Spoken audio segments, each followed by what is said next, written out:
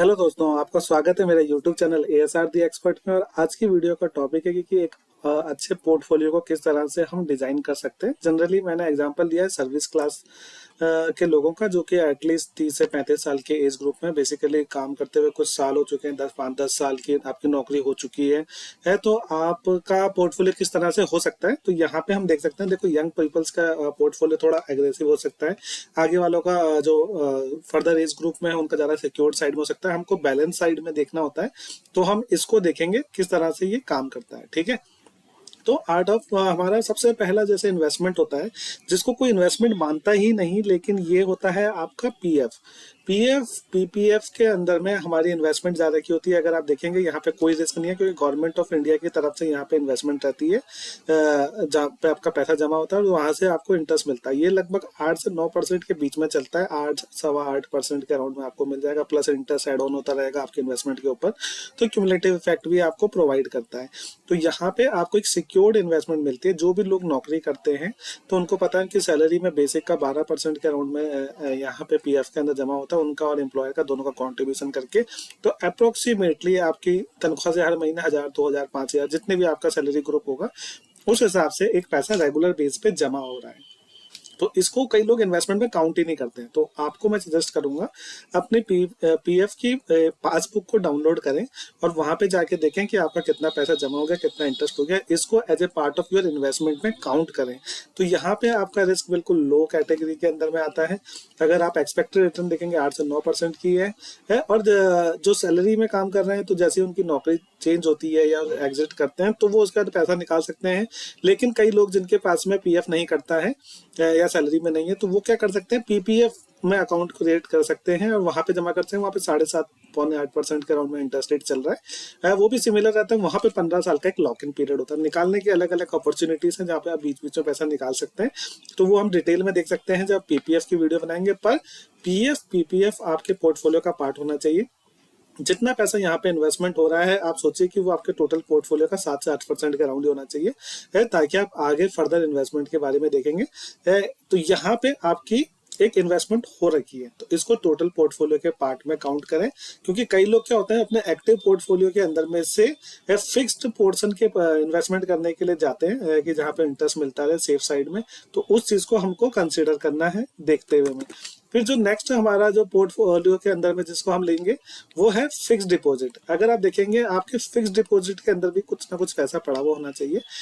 यहाँ पे भी रिस्क बहुत कम है। यहाँ पे आप देखें करेंटली 5 से 7% के बीच में रिटर्न अभी चल रही है। लॉक इन पीरियड लगभग 1 साल से होता है। आप 2 साल, 3 साल, 5 साल वाला कितना भी कराएं, मैं सजेस्ट करता हूँ हमें 1 साल वाला लीजिए। वहाँ पे इंटरेस्ट रेट हायर साइड पे होता है और आपको अगर बीच में एग्जिट करके दोबारा भी क्रिएट करना तो कोई लॉस नहीं रहता है, क्योंकि इंटरेस्ट रेट में कोई बहुत ज्यादा डेविएशन नहीं आता है 1 से 5 साल के बीच में। तो यहाँ पे आपको बेस्ट है कि आप फिक्स डिपॉजिट में 1 साल का टाइम ड्यूरेशन लीजिए। एक्सपेक्टेड रिटर्न्स थोड़ी लोअर साइड में है, ये भी पैसिव है, लेकिन इसको हम यूज करते हैं एज ए इमरजेंसी फंड। आपकी जो मंथली सैलरी है उसका 5 से 6 महीने के हिसाब से आप यहाँ पे रख सकते हैं। एग्जाम्पल के लिए आपकी अगर 25,000 की तनख्वाह आती है, तो आप उसको 6 महीने के हिसाब से मतलब 1.5 लाख रुपए आप पीएफ के अंदर, वो फिक्स डिपॉजिट के अंदर में रखें, ताकि खुदा ना खास्ता कभी ऊंच नीच हो जाए, कभी जॉब में आपको स्विच करना है, टाइम नहीं मिल पा रहा या कुछ इमीडिएटली जॉब नहीं मिल पा रही, तो उस पीरियड में आप टेंशन फ्री होकर अच्छे से फुल फोकस करके काम कर सकें और आपका जो डेली लाइफ है वो कंटिन्यू रहे फिक्स डिपॉजिट के थ्रू।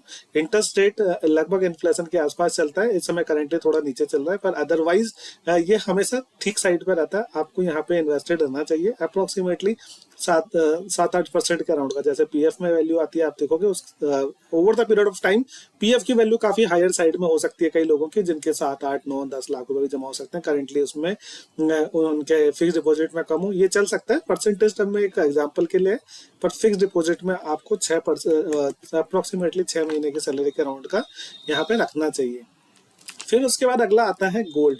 गोल्ड में जब भी आप लगाएं तो देखिए 2 तरह की कैटेगरी होती है। मेरी जो सोच है मैं उसके हिसाब से आपको बता दूं कि जैसे कई लोग बोलते हैं घर में मैंने इन्वेस्टमेंट कर रखा है, तो घर खरीदना एक इन्वेस्टमेंट नहीं माना जाता मेरे अकॉर्डिंगली। और गोल्ड में भी जब आप ज्वेलरी खरीदते हैं तो उसको भी इन्वेस्टमेंट नहीं माना जाता। ये दोनों के दोनों कंज्यूमेबल आइटम्स हैं जिनकी रीसेल वैल्यू है। आप ये समझिए, आपने एक गाड़ी खरीदी, गाड़ी को आपने चलाया, यूज करा और उसका बेच दिया, वो रीसेल हो जाती है, लेकिन उसकी वैल्यू जनरली डेप्रिसिएट हो जाती है जिस टाइम से खरीदा था, इसलिए उसको आप एज एन इन्वेस्टमेंट में काउंट नहीं करते, लेकिन उसको यूजेबल आइटम में काउंट करते हैं। सेम तरह से जब आप कोई ज्वेलरी खरीदते हैं अपनी वाइफ के लिए, मदर के लिए या अपने लिए भी, तो आप उसके संग रिलेवेंट करते हैं कि मेरा आइटम है, उसको तभी बेचना जब बहुत ही डेंस सिचुएशन हो, जब बहुत ही बुरे हालात हो, तब आप बेचना पसंद करते हैं। ऐसे ही जब आप किसी घर में रहते हैं तो आप उसमें रोज तो प्राइस चेक नहीं करते कि कितना ऊपर नहीं जा रहा है, क्योंकि रहने के लिए घर तो चाहिए। फर्दर इन्वेस्टमेंट के लिए आप घर के बारे में सोच सकते हैं, वो एक सेकेंडरी चीज है, लेकिन उसमें अलग तामझाम है। तो उससे अच्छा जो मुझे लगता है कि अगर गोल्ड में इन्वेस्टमेंट कर रहे हैं तो सॉवरेन गोल्ड बॉन्ड निकलते हैं टाइम टू टाइम के अंदर में, वहां पे इन्वेस्टमेंट करिए, क्योंकि ये एज ए इन्वेस्टमेंट पर्पज में आपका काम करेगा। गोल्ड आपको स्टेबिलिटी देता है, कंटिन्यूटी में चलने का यूसेज देता है। मतलब ये इसमें जो आप देखेंगे रिस्क ना के बराबर है सॉवरेन गोल्ड फंड बॉन्ड के लिए, तो गवर्नमेंट के थ्रू इशू होते हैं। यहाँ पे एडेड एक्स्ट्रा एडवांटेज क्या है कि आपको गोल्ड का जो भी इंटरेस्ट रेट होता है ना, और जो रिटर्न रेट होता है, वो हमेशा इन्फ्लेशन के बराबर होता है, इन्फ्लेशन से कम नहीं होता। कुछ साल बहुत अच्छे जाएंगे, कुछ नीचे जाएंगे, लेकिन ऑन एन एवरेज जितने के इन्फ्लेशन रेट है, मार्केट हमारे देश की इन्फ्लेशन रेट लगभग 8% का राउंड है, इसलिए मैंने वो वैल्यू डाली है। अगर सॉवरेन गोल्ड बॉन्ड लेते हैं तो यहाँ पे 8% का 8 साल का लॉक इन पीरियड है, लेकिन ये ट्रेडेड होते हैं स्टॉक एक्सचेंज के ऊपर में, तो आप वहां पे भी इसको ट्रेड करके लिक्विडेट कर सकते हैं। यहाँ पे भी पैसिव इन्वेस्टमेंट है, आपको बार बार ही नहीं देखना, नहीं सोचना, और आपका पैसा एक बार ही लग जाता है। तो आप इसमें अलग अलग ट्रांजिट में पैसा लगा सकते हैं, बीच बीच में आते रहते हैं गोल्ड बॉन्ड, और ऊपर से गवर्नमेंट 2% एडिशनल आपको इंटरेस्ट इसमें प्रोवाइड करता है और टैक्स फ्री रिटर्न्स मिलती है, तो आपको इस चीज का एक फायदा रहता है। तो ये थे अभी तक के हमारे, जहाँ पे हम बहुत ही लो रिस्क प्रोफाइल के संग में काम कर रहे हैं और देख रहे हैं। अब आते हैं हम थोड़ा सा मीडियम रिस्क में, जहाँ पे हमारे को पैसा बनाना है। अभी तक हम इन्फ्लेशन और इन्फ्लेशन के आसपास के रेट पे काम कर रहा था, अभी तक आपने देखा होगा, क्योंकि लो रिस्क है तो जो इन्फ्लेशन चल रहा है उसी के आसपास में ये प्रोवाइड करेगा। अब आते हैं म्यूचुअल फंड इन्वेस्टमेंट के अंदर में। म्यूचुअल फंड के अंदर में हम सब लोगों का एक पोर्टफोलियो रहता है, जिसमें हम 2,000, 5,000, 10,000, 15,000 जितने भी हम इन्वेस्टमेंट करते हैं over the period of time SIP के थ्रू। इन्वेस्टमेंट म्यूचुअल फंड के अंदर में SIP के थ्रू करना ही एक अच्छी अप्रोच रहती है। अदरवाइज कुछ कुछ बीच में ऐसे सिनारियो आते हैं जब हमारे को एग्रेसिव होके कुछ पीरियड में इन्वेस्टमेंट कर सकते हैं, जब मार्केट गिरी है या आपको लगता है कि एक डिप आया है कुछ पर्टिकुलर सिचुएशन की वजह से, लेकिन ये लंबा नहीं चलने वाला, तब आप वहाँ पे इन्वेस्टमेंट कर सकते हैं एग्रेसिवली।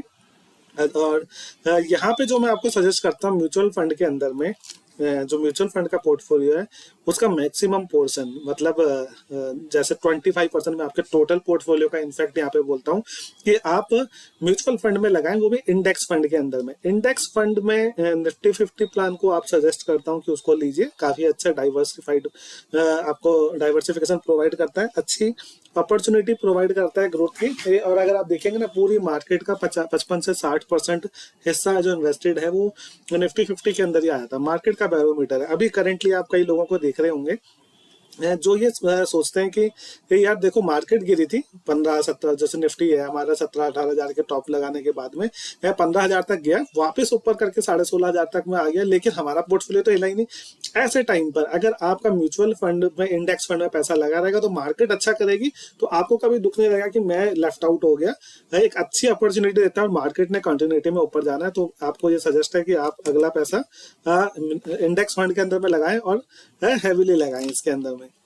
फिर उसके बाद आता है, अगर मैंने इंडेक्स फंड ले लिया है, ठीक है, तो मैं फिर लार्ज कैप को सजेस्ट इसलिए नहीं करना चाहता, क्योंकि इंडेक्स फंड के अंदर में देश के टॉप 10, टॉप 50 मतलब कंपनीज यहाँ पे आपने इन्वेस्टेड कर दी। लार्ज कैप वाला भी उन्हीं 50 कंपनीज में जाके इन्वेस्टेड करने वाला है, थोड़ा बहुत ऊपर नीचे स्विच करेगा, उनकी परसेंटेज को ट्रिक करने की कोशिश करेगा, तो कुछ फर्दर आपको गेन नहीं होने वाला, रिपीटेशन ऑफ शेयर्स हो जाएंगे। जैसे कि अगर निफ्टी 50 में जाता तो Reliance, HDFC, ICICI, Infosys, TCS, ITC और ये सारे शेयर आपके पोर्टफोलियो के पार्ट होंगे, और फिर आप लार्ज कैप खरीदेंगे, दोबारा से सेम आपके पोर्टफोलियो के पार्ट बन जाएंगे, तो रिपीटेशन ऑफ इन्वेस्टमेंट हो जाता है। इसलिए मैं सजेस्ट करता हूं कि म्यूचुअल फंड में जाएंगे तो अगला लें फ्लैक्सी कैप, ये आपको और टॉप लाइन अलग अलग कैटेगरी में इन्वेस्टमेंट करने का अलाउड करेगा, large cap, small cap, mid cap, वो बड़े स्मार्टली इन्वेस्टमेंट करते हैं। पराग पारिक का एक फ्लेक्सी कैप फंड काफी अच्छा है, उसमें सजेस्ट कर सकते हैं देखने का। रिस्क थोड़ा हायर साइड में होता है, लेकिन आप रिटर्न्स देखेंगे तो इस लोअर साइड में भी टच करती है, 2-5%, इनफैक्ट नेगेटिव भी जा सकती है कुछ टाइम होराइजन के अंदर। ओवर द लॉन्गर पीरियड आप इसमें इंडेक्स फंड जो कि 14 से 16% के रिटर्न आप एक्सपेक्ट कर सकते हैं, उससे अच्छा करके दे सकता है ये। 20% तक की रिटर्न मिल सकती है, लेकिन आपको फंड मैनेजर, फंड हाउस बड़े स्मार्टली यूज करने पड़ेंगे। लॉक इन पीरियड यहाँ पे भी नहीं होता, आप निकाल सकते हैं अपना पैसा, और यहाँ पे हम 5% लगाएंगे। आप देखेंगे मैंने इंडेक्स फंड का 1/5 पोर्सन यहाँ पे लगाने के लिए सजेस्ट करा है, क्योंकि हाई रिस्क कैटेगरी है और रिटर्न्स में भी बहुत ज्यादा डेविएशन नहीं है अगर आप देखेंगे इंडेक्स फंड के कंपेरेटिवली। फिर अगला, अगर आपको इंडेक्स फंड के म्यूचुअल फंड में लगाना है, हमने क्या करा, एक खरीद लिया इंडेक्स जो पैसिवली मैनेज है, जो इंडेक्स को कॉपी करता है। यहाँ पे एक्सपेंसेस बहुत कम साइड पे होती है। फ्लेक्सी कैप ले लिया जिसमें तीनों कैटेगरी हमने पकड़ ली। अब आप कोई पर्टिकुलर थीम पे विश्वास करते हैं, जैसे आईटी रिलेटेड फंड्स जो सिर्फ आईटी सेक्टर्स को फोकस करेगा, या banking and financial sector funds, या फिर पावर सेक्टर फंड, या फिर कोई इंटरनेशनल फंड आपको लगता है, ग्रेटर चाइना फंड हो गया, या यूएस का कोई फंड हो गया, यूएस का भी कोई इंडेक्स फंड हो सकता है, नेस्डैक फंड हो गया। तो आपको अगर कहीं पे लगाना तो कुछ थीम स्पेसिफिक जहां पे आपका कॉन्फिडेंस बहुत ज्यादा है वहां पे लगाएंगे, तो वहां पे आपको एक अच्छी रिटर्न मिलने के चांस रहते हैं। ये भी मैंने इक्वल टू फ्लेक्सी कैप के अराउंड परसेंटेज में आपको सजेस्ट करना चाहूंगा। तो यहाँ लगाएंगे तो एक आपको अच्छी अपॉर्चुनिटी रहेगी ये पैसे को ग्रो करने की आने वाले टाइम के अंदर में। फिर इसके बाद में है जो मेजर आता है हमारा पोर्शन जो रहेगा आगे, वो रहेगा डायरेक्ट इक्विटी के अंदर में हम पैसा लगाएंगे है। और क्योंकि डायरेक्ट इक्विटी में लगाएंगे तो हम यहाँ पे एक मेजर पोर्शन, लगभग समझ लो अप्रोक्सीमेटली 50% पोर्शन हम एक्टिवली इन्वेस्ट करेंगे डायरेक्ट इक्विटी के अंदर में। अब आप सोचेंगे कि भाई इक्विटी के अंदर क्यों लगाना चाहिए और किस तरह से काम करना चाहिए। देखिए, हम एक लाइफ के अंदर में जी रहे हैं, गरीब बनने के लिए तो पैदा नहीं हुए, तो एक कोशिश करते रहने चाहिए हमारे को आगे बढ़ने की। इन सारे जो अभी तक ऊपर के हमने बताए थे, वहां पे एक नॉर्मल लाइफ के अकॉर्डिंगली हम इन्वेस्टेड कर सकते हैं, थोड़ा सेफ होकर खेलते हैं। लेकिन यहाँ पे रिस्क थोड़े हायर साइड में होता है डायरेक्ट इक्विटी में, पर वक्त के संग में अंडरस्टैंडिंग करते रहिए और एज ए इन्वेस्टर पैसा लगाइए, एज ए ट्रेडर की जगह पे कुछ अच्छे स्टॉक्स को चुनिए है। और मैं यहाँ पे सजेस्ट करूंगा दोबारा से आप अपना एक बार म्यूचुअल फंड के पोर्टफोलियो को चेक करें, जहां पे जो बड़े वाले जो 10-12 फंड स्टॉक्स हैं जो कि आपके म्यूचुअल फंड पोर्टफोलियो के पोर्शन ऑलरेडी हैं, उनमें इन्वेस्ट ना करें। उसके अलावा आप देखें दूसरी अच्छी कंपनीज, वहां पे पैसा लगाएं, क्योंकि रिपीटेशन हो जाता है कि म्यूचुअल फंड में भी जाके आपने रिलायंस ले लिया, एचडीएफसी ले लिया, और जब आप डायरेक्ट इक्विटी में पैसा लगाने के लिए गए फिर दोबारा से रिलायंस ले लिया, एचडीएफसी, आईटीसी ले लिया, तो वो तो रिपीटेशन हो गई ना आपके फंड्स की। तो इस तरह से मैं सजेस्ट करूंगा कि आप यहाँ पे स्टडी करें। तो यहाँ पे जो फंड्स आपके म्यूचुअल फंड पोर्टफोलियो में ऑलरेडी है उनको इन्वेस्टमेंट करने की जगह पे आप नए स्टॉक्स को फाइंड करें, रिसर्च करें, और यहाँ पे मल्टीबैगर्स रिटर्न्स आपको मिल सकती हैं कुछ अच्छे स्टॉक्स के साथ में over the period of time. Shorter period के अंदर में आपका रिटर्न्स में भी लोअर हो सकता है, लेकिन लॉन्गर टाइम हॉरिजन के अंदर में आप मार्केट को अच्छे से बीट कर पाएंगे। और अगर आपने मार्केट को बीट नहीं भी करा तो मार्केट अगर आपसे जीत रही है तब भी आपका 25% पोर्शन मार्केट के ऊपर ही लगा हुआ है। इस फंड्स को मिस्टर मार्केट फंड बोला जाता है, इंडेक्स फंड को। तो अगर मार्केट आपसे जीत रही है तब भी आप जीत रहे हैं, क्योंकि 25% आपका वहां पे लगा हुआ है बाकी सेफर साइड के अंदर में। और अगर आप जीत रहे हैं तब भी आपको फायदा। तो ओवरऑल विन एंड लूज दोनों साइड के अंदर में आपका एडवांटेज है। और यहाँ पे इस तरह से अगर पोर्टफोलियो को मैनेज करते हैं तो अच्छे पोर्टफोलियो बनने की उम्मीद है। यहाँ पे मैं आपको सजेस्ट करूंगा कि अगर आप डायरेक्ट इक्विटी के अंदर में लगा रहे हैं तो 15 से लेकर 25 स्टॉक से ज्यादा स्टॉक्स पे मत लगाएं। और क्योंकि उतने कोई आप एक्टिवली फॉलो कर पाएंगे। रोज कोई ना कोई अच्छा लगता है, खराब लगता है। आप जब पोर्टफोलियो को फॉलो भी करने की कोशिश करेंगे तो आप सबकी बैलेंस शीट्स नहीं पढ़ पाएंगे, उनके रिजल्ट्स को स्टडी कर पाएंगे। तो 15 से 25 में लगाएं, ताकि एलोकेशन आपका हर स्टॉक के अंदर में 5 से 10%, अगर किसी ने मल्टीबैगर रिटर्न भी दे दी तो भी आपके अच्छे रिटर्न्स बनने के चांसेस है। अगर आपने 30-40 फंड लगा दिया और 2-2% के रिटर्न अगर कोई 3 गुना भी हो गया तो 2-4% का ही फर्क पड़ेगा आपके टोटल पोर्टफोलियो में। तो उससे कोई एडवांटेज नहीं आने वाला आपको लॉन्गर पीरियड में। इसलिए सजेशन है कि पोर्टफोलियो को इक्विटी पोर्टफोलियो को थोड़ा कंसाइज रखें। म्यूचुअल फंड पोर्टफोलियो को ही मैंने कहा थोड़ा कंसाइज रखें, 3-4 फंड से ज्यादा ना रखें, और इस तरह से अपने एक अच्छा पोर्टफोलियो बना सकते हैं। इसके अलावा इन एडिशन आपको क्या कर सकते हो आप इसके अंदर में, ठीक है ना। आपको क्या करना चाहिए, एक आपको मेडिकल इंश्योरेंस जरूर लेना चाहिए। इसको एज ए इन्वेस्टमेंट ना रखते हुए एज ए कंपल्सन रखें कि आपके पास में एक मेडिकल इंश्योरेंस होना चाहिए अपनी फैमिली के लिए। कंपनी से मिलता है तो वेल एंड गुड है, तब एडिशनल लेने की जरूरत नहीं पड़ती। पर अदरवाइज कोई आम इंसान को मेडिकल इंश्योरेंस लेना चाहिए। आज की तारीख में तबियत कब खराब हो जाए, हॉस्पिटल में एडमिट होने का दिन का खर्चा 10 से 15 हजार रुपये आ जाता है। एक इंश्योरेंस अगर आप 15-20 हजार रुपये का लेकर चलते हैं फैमिली फ्लोटर्स के लिए, तो तो over the period of time उसमें आपको नो क्लेम बोनस भी मिलता रहता है। और जब आपको कभी कभार भगवान ना करे एडमिट होना पड़ता है तो 50, 60, 70, 80 हज़ार रुपए का जो भी बिल आता है वो उसमें एडजस्ट हो जाता है। तो एक मेडिकल इंश्योरेंस आपके पास रहना ही चाहिए। इसके अलावा ट्रैवल घूमने जाना चाहिए साल के अंदर में 1 या 2 बारी, तो उसके लिए एक अलग से मंथली बचाते हुए निकलना चाहिए पैसे को, ना कि बिल्कुल लास्ट टाइम पे तब आपको सरप्राइज आता है। तो ये मंथली आप थोड़ा थोड़ा इन्वेस्ट कर सकते हैं है, और इसको पुल आउट कर सकते हैं। इस पैसे को आप चाहे इक्विटी अपने mutual fund, index mutual fund में डाल के रख सकते हैं, वहां से निकाल लीजिए जब आपको ट्रैवल पे जाना है, उसका एक एलोकेशन रह सकता है। और लास्ट और फाइनल सजेशन है, एजुकेशन और अपनी डेवलपमेंट के ऊपर में काम करना चाहिए। हम सब लोगों को कुछ ना कुछ पढ़ते रहना चाहिए। तो किताब खरीदने के लिए आपको पैसे लगा सकते हैं, कोई कोर्स करने के लिए पैसा लगा सकते हैं। जितना अपडेटेड रहेंगे उतनी अच्छी नॉलेज रहेगी। तो ये मेरा एक सजेशन था आज की वीडियो के अंदर में कि एक अच्छा पोर्टफोलियो किस तरह से बनाया जा सकता है। उम्मीद करता हूँ वीडियो अगर अच्छी लगी तो चैनल को लाइक एंड सब्सक्राइब करना ना भूलें। तो वीडियो बंद करें।